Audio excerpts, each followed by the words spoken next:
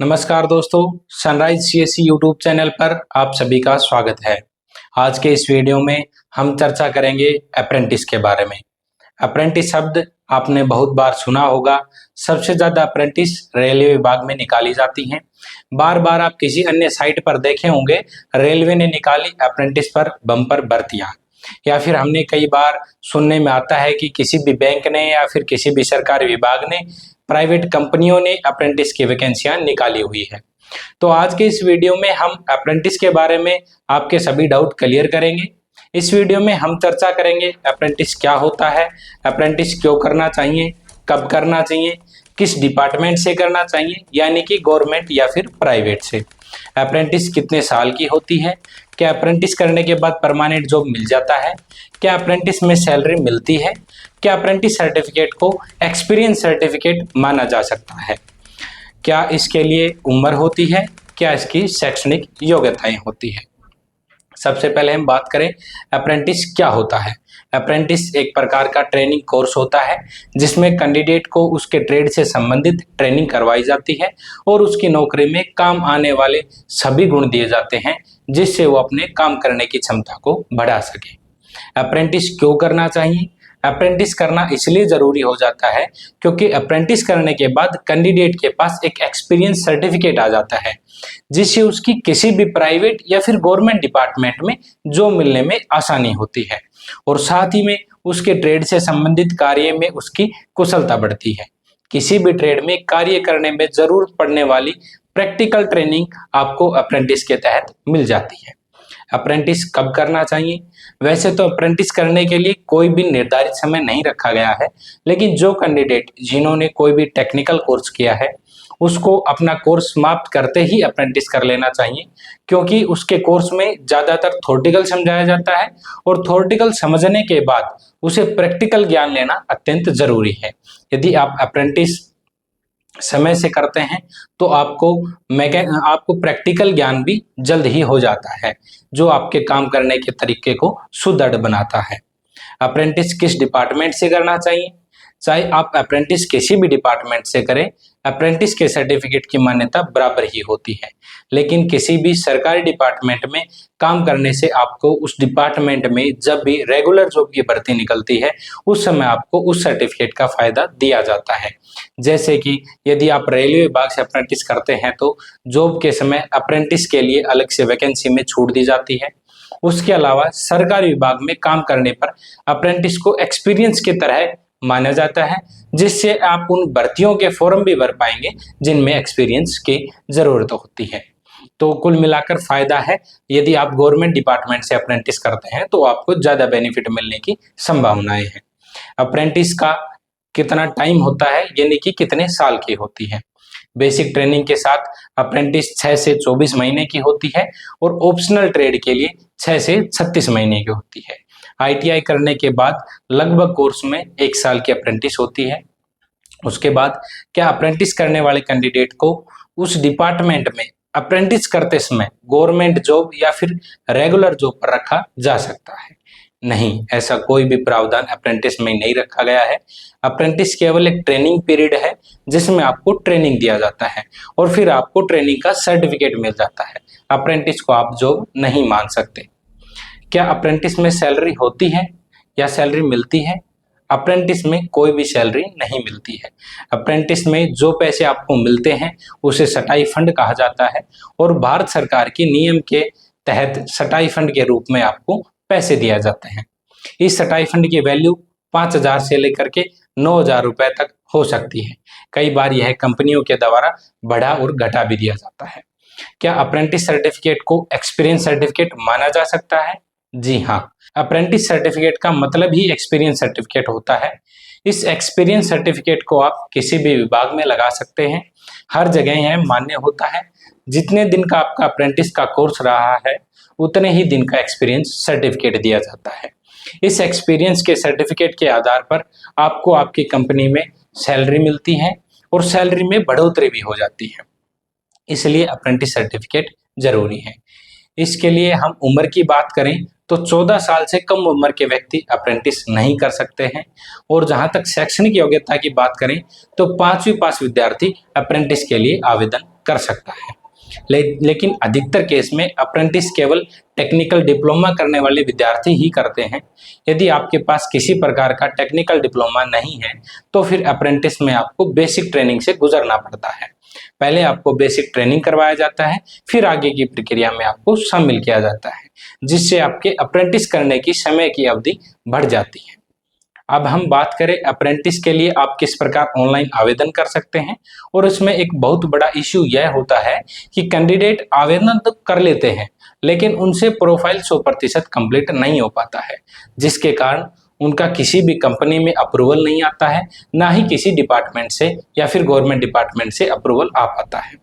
तो अब हम चलते हैं लैपटॉप स्क्रीन पर, वहां मैं आपको लाइव प्रूफ करके दिखाऊंगा किस प्रकार आप रजिस्ट्रेशन कर सकते हैं, किस प्रकार आप यह सर्च कर सकते हैं कि किसी भी कंपनी में या फिर किसी भी सरकारी विभाग में अप्रेंटिस निकली हुई है या नहीं निकली हुई है। यदि निकली हुई है तो वो किस ट्रेड से है और उसकी क्या अंतिम तिथि है। चलते हैं लैपटॉप स्क्रीन पर। जैसे ही हम गूगल पे अप्रेंटिस पोर्टल सर्च करेंगे तो सबसे पहले आपके पास वेबसाइट आ जाएगा www.apprenticeshipindia.gov.in। सबसे पहले आपको इस पर क्लिक कर लेना है। जैसे ही आप इस पर क्लिक करते हैं एक डायलॉग बॉक्स आपके सामने ओपन होगा। सिंपल आपको ओके करना है। ओके करते ही राइट कॉर्नर में सबसे ऊपर लॉगिन एंड रजिस्टर का ऑप्शन आया हुआ है। जैसे आप इस पर क्लिक करेंगे सबसे पहले कैंडिडेट का ऑप्शन आया हुआ है। उसके बाद ये जो आपका पेज है ये आपका रजिस्ट्रेशन का है। लॉगिन एज ए कैंडिडेट करेंगे तो आप ईमेल आईडी से कर सकते हैं और रजिस्टर एज ए कैंडिडेट करेंगे तो सिंपल आपको रजिस्टर एज ए कैंडिडेट करना है। उसके बाद आपसे ऑप्शन पूछा गया है, यदि आपने ITI पास कर रखी है तो आप ITI स्टूडेंट कर सकते हैं, वरना फिर यहाँ पे आप मोबाइल नंबर ईमेल आईडी डाल सकते हैं। मान लीजिए मेरे केस में ITI स्टूडेंट मैं करता हूँ तो ITI स्टूडेंट करते ही यहाँ से आपके पास रोल नंबर मांगा जाएगा। जैसे आप रोल नंबर डालेंगे, रोल नंबर डालते ही आपके सामने फाइन डिटेल करने का ऑप्शन आएगा। रोल नंबर के सामने आपको R लगाना मैंडेटरी है।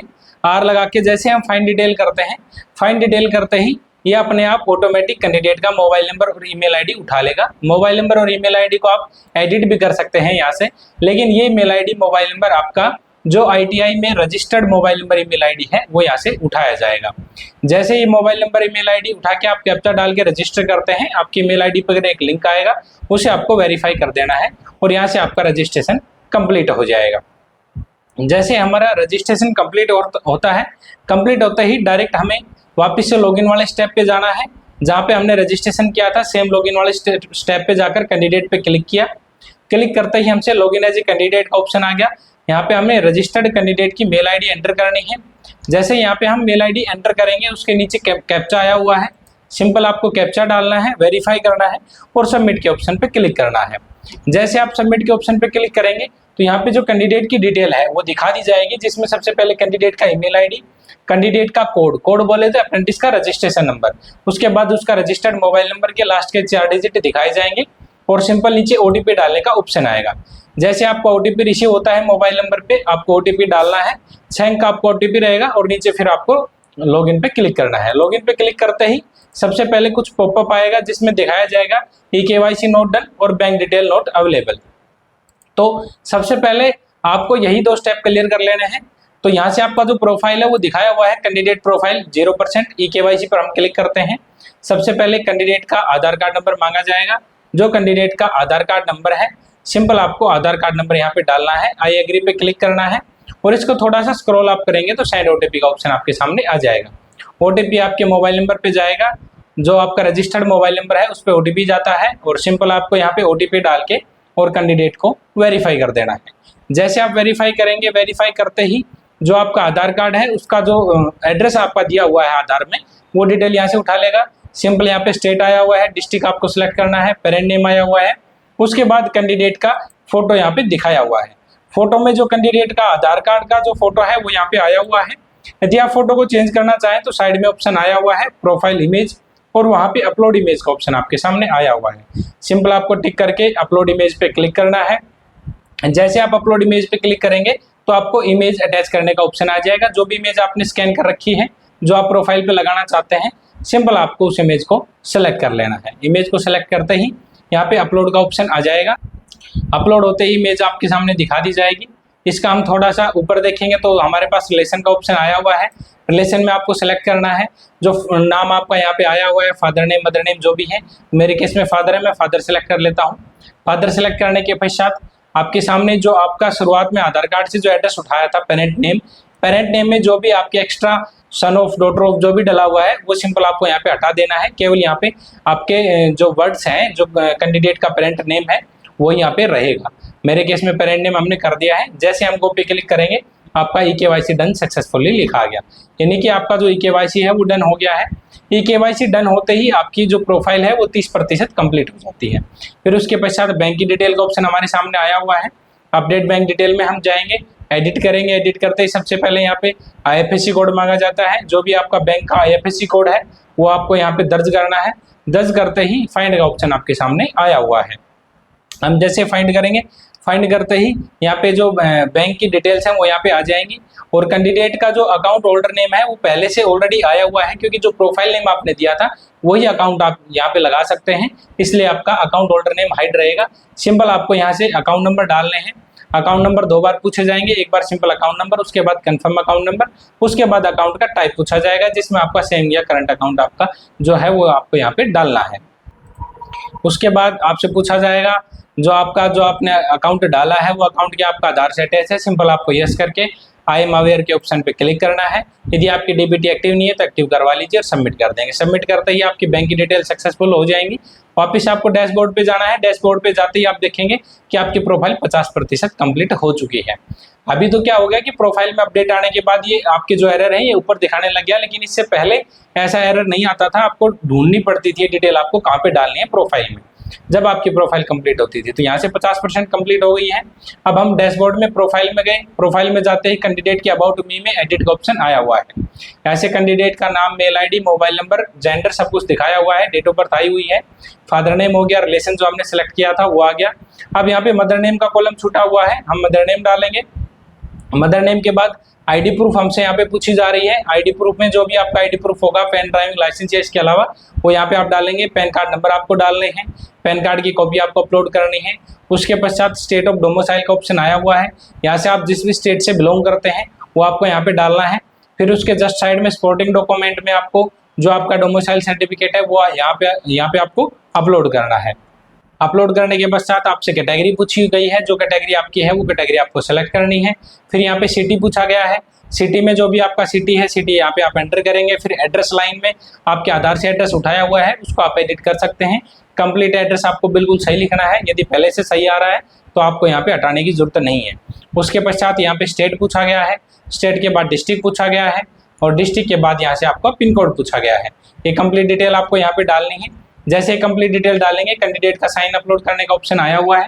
सिंपल यहाँ से हम कैंडिडेट का साइन अपलोड करेंगे और अबाउट का एक ऑप्शन आया हुआ है। अबाउट के ऑप्शन में आप कुछ भी लिख सकते हैं। यदि नहीं लिखना चाहें तो कोई बड़ी बात नहीं है, यहाँ से आप इसको सबमिट भी कर सकते हैं। जैसे आप इसको अपडेट करेंगे, अपडेट करते हुए वापस से आपका होम पेज पे पहुंच जाएगा। उसके बाद आपकी कॉन्टैक्ट डिटेल हमने एडिट कर ही दी है, एड्रेस में आ चुकी। अब एजुकेशन, ऐड एजुकेशन का ऑप्शन आया हुआ है। ऐड एजुकेशन में 2 ऑप्शन है, एजुकेशन क्वालिफिकेशन और ट्रेन अंडर स्कीम्स। तो यहाँ पे एजुकेशन क्वालिफिकेशन है मेरे केस में। तो कैंडिडेट की, जैसे कि हमने बताया था शुरुआत में, 5वीं क्लास से ऊपर के विद्यार्थी अप्रेंटिस कर सकते हैं। मेरे केस में कैंडिडेट के पास 10th पास कर रखी है तो यहाँ पे 10th डालेंगे। स्पेशलाइजेशन में 10th में आप जनरल लिख सकते हैं। उसके पश्चात इंस्टीट्यूट नेम यहाँ पे आया हुआ है। सिंपल आपको इंस्टीट्यूट नेम डालना है। एग्रीगेट मार्क में जितने नंबर आपके हैं वो आपको डालने हैं। फिर टोटल मार्क जो है वो डालने हैं। फिर आपको परसेंटेज डालनी है। फिर उसके पश्चात स्टार्ट डेट में आपने कब शुरुआत करी थी क्लास की। यदि स्टार्ट डेट आपको मालूम नहीं है तो आप अप्रैल की कोई भी 1 अप्रैल डाल सकते हैं। और जो आपकी एंड डेट है उसमें आप 31 मार्च डाल सकते हैं या फिर मई का भी कोई डेट डाल सकते हैं। यदि यहाँ पे आपकी डेट गलत हो जाती है तो किसी प्रकार की कोई दिक्कत नहीं है।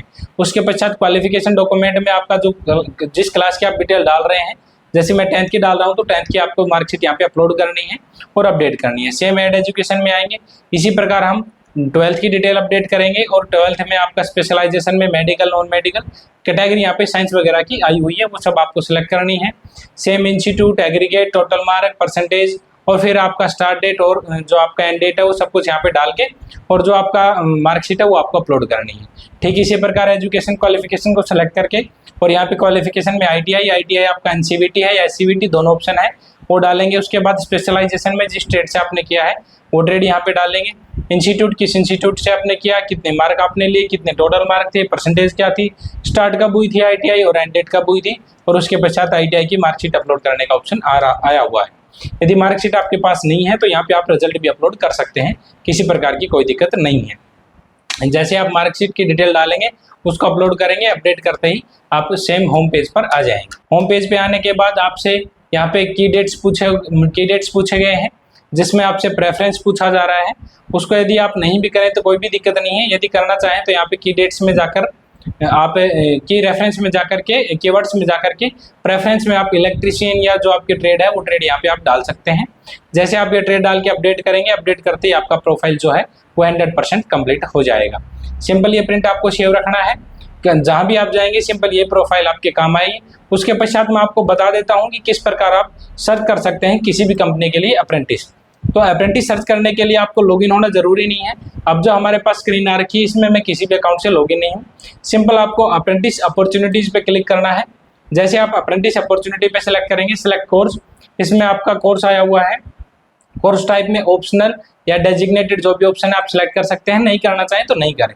हम सिंपल यहाँ पे सर्च कोर्स करेंगे। मान लीजिए मेरे केस में कैंडिडेट ने इलेक्ट्रीशियन से किया है, तो यहाँ पे मैं इलेक्ट्रीशियन डाल देता हूँ। अब इलेक्ट्रीशियन में हमारे पास बहुत सारे ऑप्शन आ गए, helper, assistant electrician, electrician domestic.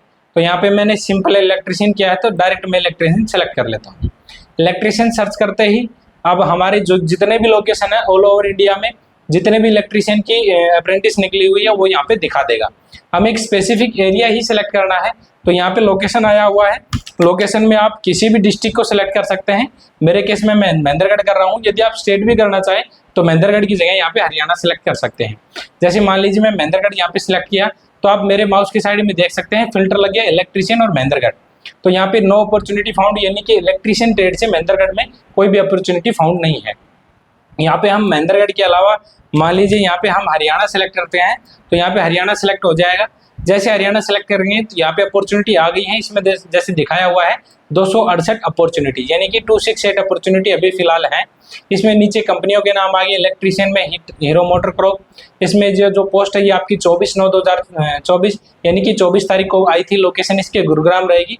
Duration 23 महीने, यानी कि जो अप्रेंटिस है आपकी ये 23 महीने की रहेगी। यदि आप व्यू पे क्लिक करते हैं, व्यू पे क्लिक करते ही यहाँ पे आपकी सारी डिटेल्स दिखा देगा। इसमें स्टाइलिश ब्रांड में हीरो मोटर क्रॉप लिमिटेड यानी कि कंपनी का नाम आ गया, इसका कोड वगैरह, operating states, company, working days, कितने वर्किंग डेज रहेंगे, लोकेशन क्या रहेगी, मिनिमम क्वालिफिकेशन इसके लिए 10th चाहिए और स्पेशलाइजेशन में साइंस एंड मैथमेटिक्स है। उसके बाद कोर्स डिटेल यहाँ पे आई हुई है और बेसिक ट्रेनिंग इसका 6 मंथ का रहेगा। On the job training duration आपका 17 मंथ का रहेगा। जैसे कि हमने पहले ही डिस्कशन कर लिया है, ड्यूरेशन यहाँ पे 23 मंथ हो गया। सेम इसी प्रकार बैक यहाँ पे जाएंगे तो जितने भी ट्रेड है सभी के आपके यहाँ पे दिखा देगा। जिसको भी आपको अप्लाई करना है, अप्लाई करने के लिए आपको लॉगिन आना जरूरी रहेगा। लॉगिन करने के बाद जब आप अप्रेंटिस अपॉर्चुनिटी पे सेलेक्ट करेंगे तो यहाँ पे जैसे आप अप्लाई पे क्लिक करेंगे, यहाँ पे मैंने अप्लाई लॉगिन नहीं कर रखा है इसलिए आप अप्लाई नहीं कर पा रहे, लेकिन यदि आप लॉगिन करेंगे तो डायरेक्ट अप्लाई करते ही आपका यहाँ से अप्लाई हो जाएगा। तो इस मेथड से आप समझ गए होंगे। पूरे हरियाणा में यदि किसी भी डिपार्टमेंट में आप अप्रेंटिस के लिए सर्च कर रहे हैं, चाहे वो हरियाणा रोडवेज का डिपार्टमेंट हो, बिजली विभाग का डिपार्टमेंट हो, कॉलेज स्कूल से स्टेनो की हो, चाहे आपका हॉस्पिटल का हो, कोई भी डिपार्टमेंट हो, सभी वैकेंसीज यहाँ पे अप्रेंटिस के पोर्टल पे दिखाई जाती है। जैसे आप अप्रेंटिस के लिए अप्लाई कर देंगे, अप्लाई करने के पश्चात यहाँ पे आपको प्रिंट आउट निकालना है। प्रिंट आउट निकालने के पश्चात जिस विभाग से आपने अप्रेंटिस के लिए अप्लाई किया है उस विभाग में आपको डॉक्यूमेंट जरूर सबमिट कराना रहेगा। सबमिट कराने के पश्चात मान लीजिए अप्रेंटिस के लिए 10 वैकेंसियां हैं और आवेदन मान लीजिए 50 से 100 आवेदन प्राप्त हो गए हैं, तो उसमें मेरिट लिस्ट लगाई जाती है जिसमें आपकी 10th की परसेंटेज और आपका ITI का परसेंटेज काउंट किया जाता है। मेरिट लिस्ट लगाने का फॉर्मूला हर किसी विभाग का अलग अलग होता है। ये कोई फिक्स फॉर्मूला नहीं है किस आधार पे आपकी मेरिट लगेगी, लेकिन जो भी मेरिट लगेगी वो आपको बता दिया जाएगा। उस विभाग की नोटिफिकेशन पे भी आ जाएगा और आपकी मेल पे भी या फिर आप लॉगिन में भी चेक कर सकते हैं। लॉगिन में चेक करने के पश्चात आपको मालूम पड़ जाएगा कि आपकी जो अप्रेंटिस है वो अप्रूव हो गई है। उसके बाद आप डिपार्टमेंट से अप्रेंटिस कर सकते हैं। जिसका अप्रेंटिस क्लियर हो गया वो अपने अप्रेंटिस सर्विस पे जाके डाउनलोड मार्कशीट सर्टिफिकेट का ऑप्शन आया हुआ है, यहाँ से अपनी मार्कशीट को डाउनलोड कर सकता है। तो मैं उम्मीद करूंगा अप्रेंटिस के बारे में आपके सारे डाउट क्लियर हो गए होंगे। यदि फिर भी अप्रेंटिस से लेकर के कोई भी आपका डाउट है तो आप नीचे कमेंट बॉक्स में कमेंट डाल सकते हैं या फिर जो हमारा मोबाइल नंबर दिया हुआ है उस पर व्हाट्सएप मैसेज करके आपकी जो क्वेरी है वो हमसे पूछ सकते हैं। फिलहाल आज के वीडियो में इतना ही। धन्यवाद दोस्तों।